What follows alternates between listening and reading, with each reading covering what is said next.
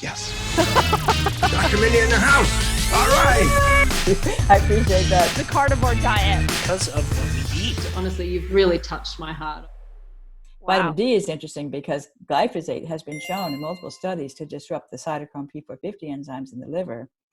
And those enzymes have a lot of things they do. One of the things is to detox other toxic chemicals. Another thing is to make bile acids. But a third thing is to activate vitamin D. So when those liver enzymes are disrupted, vitamin D activation becomes impaired. And we have an absolute epidemic in vitamin D deficiency in our country right now. And I'm wondering to what extent glyphosate exposure is causing that. Yeah. Fascinating.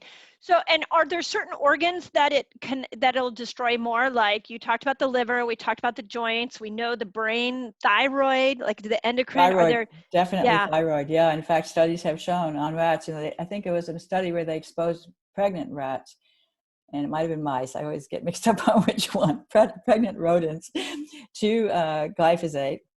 And then they looked specifically, they were suspecting thyroid disorder, and they looked specifically at the pups after they were born. And the pups were exposed just indirectly through the mom.